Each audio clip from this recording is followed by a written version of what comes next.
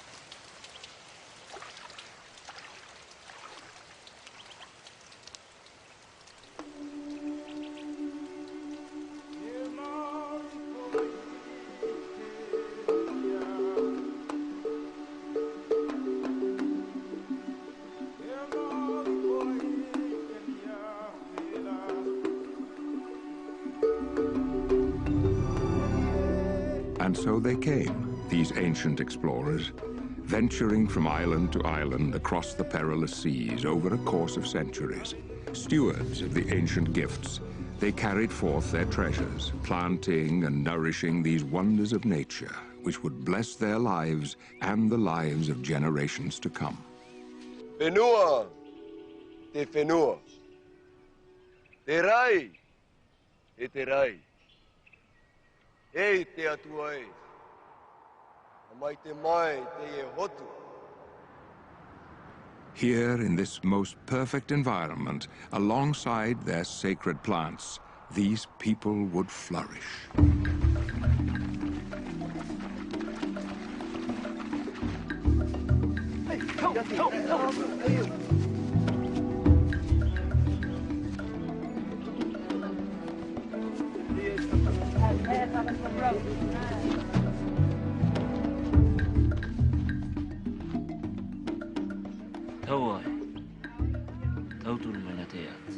Tiun, hape ben, harat imi tunono e arot umai te pen. Hai teni, hauti.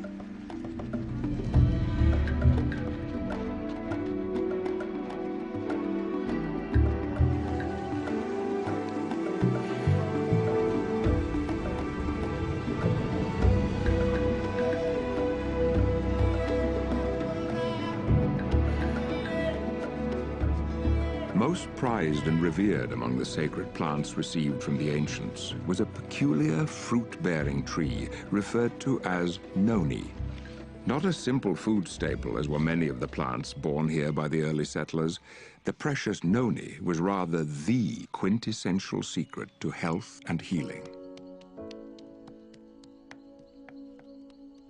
Honored traditions stemming from before recorded time held that NONI could relieve suffering and restore a man from weakness and pain.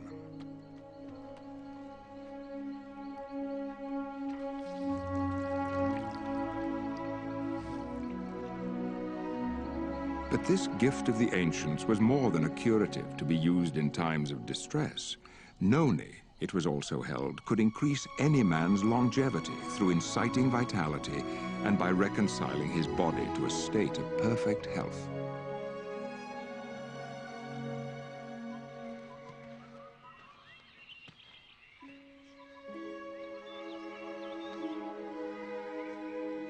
Indeed, the lives and culture of the early Polynesian people were profoundly blessed by the mystical NONI.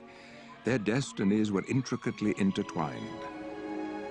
Together, they had been swept away to this remote island paradise from which all Polynesia would spring. Here, nurtured by pristine bounty, they had thrived. And yet to the rest of the world, these people and their sacred noni were otherwise forgotten or unknown. But such would not last forever. Centuries later, Ralph M. Heinecke would receive his doctorate in biochemistry from the University of Minnesota. Upon this accomplishment, his first desire was to escape the cold Minnesota winters, and so he took a job with the Dole Pineapple Company in Hawaii. It seemed merely a practical choice at the time, but unforeseen to Dr. Heinecke, fate was steering him down a path that would lead to astonishing discovery. My assignment was to find application for the enzyme which I had to develop a method for producing from the pineapple stem. Now this enzyme which I got from the pineapple, which I've been calling bromelain, they found that it had many, many other medical applications in addition. But they asked me to purify the enzyme, and we found that the more we refined it, the less active the product was. Still, something in this enzyme, this bromelain solution, was giving its crude preparations potent pharmacological properties. In 1972, after many discouraging years of research, Dr. Heinecke would finally identify this mysterious ingredient as a new alkaloid, to which he gave the name zeronine. Years later, he would successfully patent this same substance.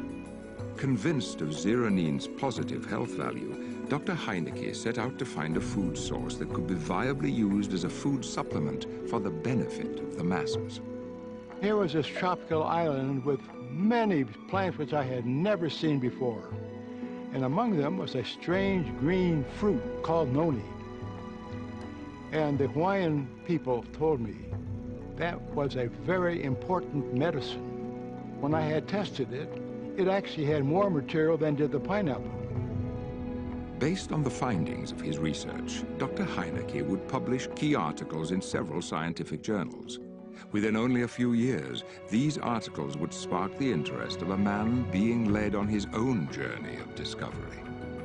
Through the initial discoveries of this fruit, I realized the great potential. And it was when I came across a paper by Dr. Ralph Heinecke.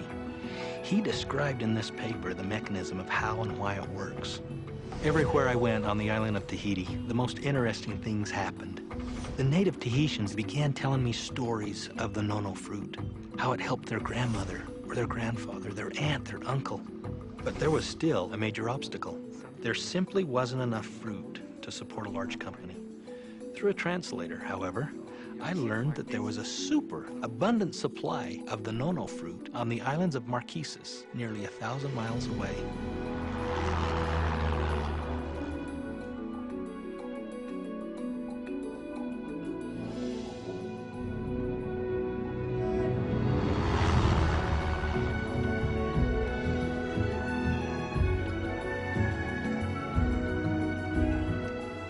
In the afternoon, we stopped at the edge of the road to rest our legs. In the sky was large, white, billowing clouds. My eyes were drawn to that sight, so I walked across the road, and there was a large ravine below.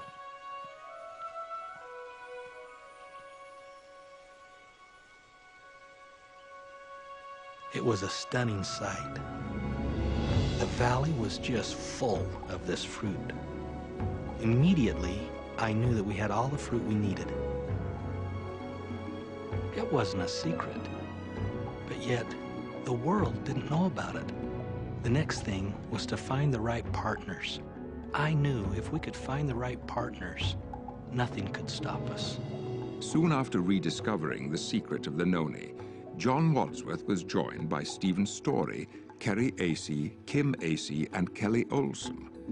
The gift of noni had been handed to a new generation and to a new set of stewards. From across the wide Pacific and into the Rocky Mountains of Utah, what would become of this precious gift?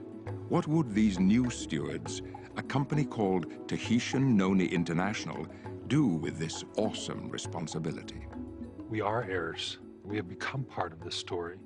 And I have to tell you, we can't think of the history of noni without feeling emotionally tied to every single person and event that has taken place, since, 4,000 or 5,000 years ago when it first became noticed by man. As people around the globe continue to embrace Tahitian noni juice, the company grows beyond imagination. Consider this. Tahitian noni juice, along with other products derived from the noni tree, is now distributed in over 60 countries and represented by distributors from more than 72 nations. Tahitian noni juice has become one of the top brands of health products in the world, dominating the industry with 90% of the noni market. In fact, on average worldwide, it takes less than 2 seconds for the next bottle of Tahitian noni juice to be sold. Indeed, it is enjoyed by millions. To be sure, a promised day will come, not so long from now, when Tahitian noni juice has been received by all the world. A day when this singular fruit from this exotic corner of the earth is planted in the hearts and minds of people everywhere. For Tahitian noni juice, a day of fulfilled destiny.